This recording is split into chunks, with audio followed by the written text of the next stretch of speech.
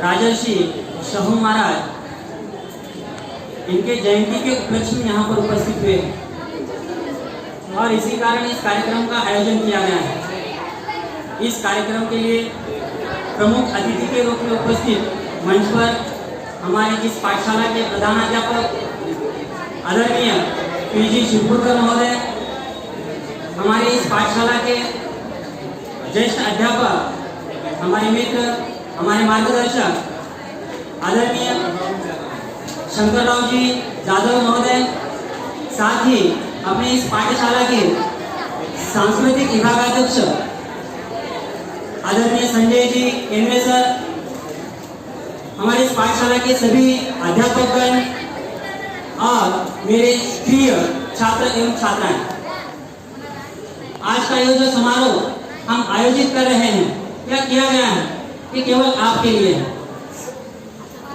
छात्रों को भाषण अवगत हो, सामने आकर मंच पर आकर अपने विचारों को निडर होकर बिना किसी भय के यहाँ पर अपने विचारों को, अपने मन को, अपने भावों को व्यक्त कर सके, इसीलिए इस तरह के समारोह का आयोजन किया जाता है। जिन महान व्यक्ति के लिए यह समारोह आज आयोजन किया गया है, जिनके जीवन पर, उनके व्यक्तित्व पर, उनके कार्य पर अपने ही विद्यालय के कुछ छात्राएं, अधिकतर छात्राएं और कुछ छात्र अपने विचारों को यहाँ पर प्रस्तुत कर चुके हैं। कुल 13 छात्रों ने, उनमें से 10 लड़कियां थी और 3 लड़के थे। मैं क्यों कह रहा हूं? क्योंकि आपका प्रमाण देखिए, हमारे संविधान ने यह स्वीकार किया है कि स्त्री और पुरुष ये समान है, तो यहाँ पर समानता दिखाई दे रही है। क्यों? हमें सोचना चाहिए। लड़कों ने भी यहाँ पर हिस्सा लेना जरूरी था। केवल 3 लड़के और 10 लड़कियां कहां पर है? आपके 3 गुना अधिक लड़कियों ने यहाँ पर अपने विचारों को व्यक्त किया है। तो अगले समारोह में, अगले कार्यक्रम के अंतर्गत छात्रों का भी इस कार्यक्रमों के अंतर्गत अधिक से अधिक हिस्सा लेना जरूरी है। अपने विचारों को व्यक्त करना चाहिए। कुछ छात्रों ने और छात्राओं ने बहुत ही सुरेल ढंग से, बहुत ही अच्छी तरह से अपने विचारों को यहाँ पर व्यक्त किया, बिना कुछ देखे, खासकर बिना कुछ देखे, केवल अवगत कर या उसे स्मरण कर यहाँ पर अपने विचारों को व्यक्त किया।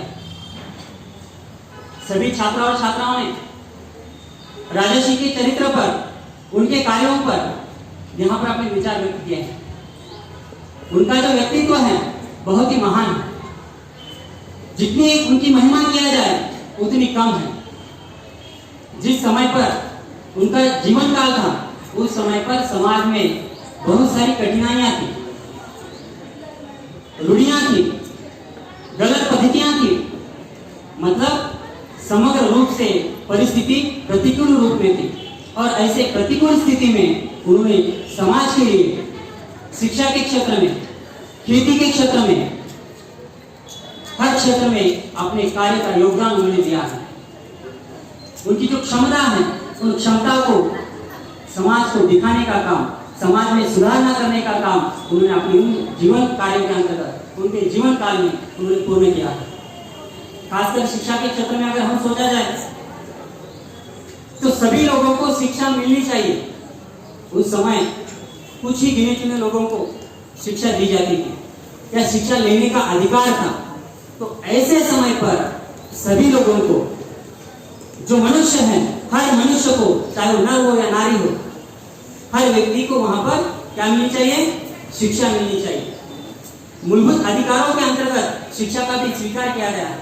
जैसे अन्न, पानी और हमारा निवास होता है, वैसे ही शिक्षा भी हर व्यक्ति को मिलनी चाहिए। यदि आप शिक्षा लेंगे तो आपका जीवन सफल हो सकता है, समाज के हित के लिए हो सकता है, खुद के हित के लिए नहीं, समाज के हित के लिए। एक आदर्श नागरिक आप बन सकते हैं शिक्षा के कारण। यदि शिक्षा ना हो तो बहुत सारी कठिनाइयां आ सकती हैं। इसलिए हर एक व्यक्ति को शिक्षा मिलनी चाहिए। हर जाति धर्म के अंतर्गत रहने वाले लोगों को शिक्षा मिलनी चाहिए। और शिक्षा लेने के लिए उस समय का जो समय था, बहुत से लोग बहुत गरीब थे, उनकी 2 समय की खाने की व्यवस्था नहीं थी। तो ऐसे समय पर शिक्षा लेना, खासकर जो शिक्षा के जो केंद्र थे, शिक्षा के जो स्थल थे, बहुत गिने चुने थे। तो ऐसे जगहों पर जाकर वहां पर रहकर शिक्षा कैसे प्रदान की जाए? तो इसलिए राजर्षि शाहू महाराज जी उनके समय पर छात्रों के लिए छात्रावास बनवाए, जिसे हम मराठी में वसति गृह कहते हैं। छात्रावास बनवाए, हर जाति धर्म के लोगों के लिए अलग अलग से छात्रावास बनवाए और उनको वहां पर रहकर शिक्षा देने का कार्य किया। एक किसी छात्र ने कहा था कि महाराज ने उन समय पर जो धर्मशालाएं थी, जो विभिन्न धर्मों के जो मंदिर थे, इन स्थलों पर उन्होंने कहा था, उस बच्चे ने कहते समय कहा था, तो उन इमारतों को गिराकर वहां पर पाठशालाएं बनाई। थोड़ी सी गलती हो चुकी है उस बच्चे की। तो धर्मशालाओं की जगह पर और विभिन्न मंदिरों के स्थल पर उन इमारतों के अंदर उन्होंने पाठशाला शुरू करने का एक कायदा बनवाया, मतलब एक नियम बनवाया और उन मंदिरों के अंतर्गत पाठशालाएं शुरू कर हर एक व्यक्ति को शिक्षा मिलनी चाहिए।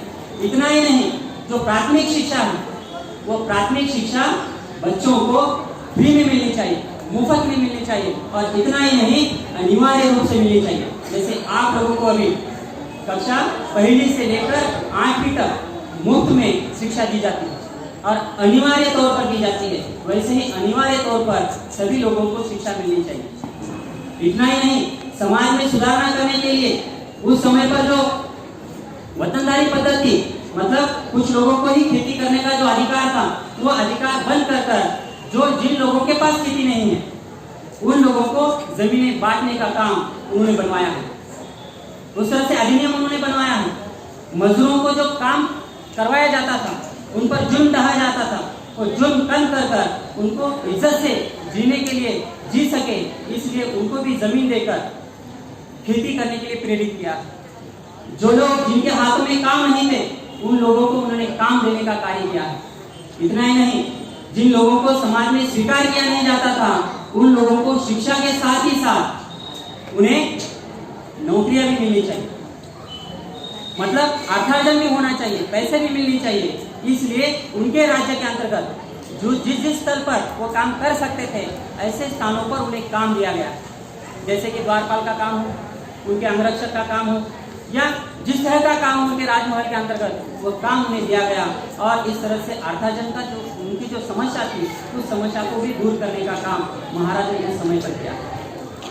उसी तरह से समाज के अंतर्गत विधवाओं को जिस तरह से व्यवहार किया जाता था, उनका जीवन मान इस अच्छी तरह से जीने के लिए, विधवाओं के लिए उन्हें सम्मान से जीने के लिए विधवाओं का पुनर्विवाह, इस तरह का कायदा उन्होंने बनवाया, यह भी उन्होंने किया है। इतना ही नहीं, अंतर जातीय विवाह का भी कायदा उन्होंने बनवाया है, मतलब केवल सभी जातियां एक साथ मिलजुल कर रहनी चाहिए, इतना कहने पर मिलजुल कर रह सकती है क्या? नहीं। तो विभिन्न जाति धर्म के लोग एक दूसरों के साथ विवाह कर सके, अपनी बेटी अन्य जाति के अंतर्गत, अन्य जाति की बेटी अपने धर्म के अंतर्गत उनके साथ विवाह कर इस तरह से मेल जोल बनाने का कार्य उन्होंने किया है। केवल कायदा ही नहीं बनवाया उन्होंने, बल्कि इस तरह के विवाह उन्होंने संपन्न किए हैं। इसी के साथ महर्षि विठ्ठल रामजी शिंदे, जिन्होंने राजर्षि शाहू महाराज को सर्वांग पूर्ण राष्ट्र पुरुष इस उपाधि से उन्हें नवाजा, मतलब इस नाम से वो उनको कहते थे।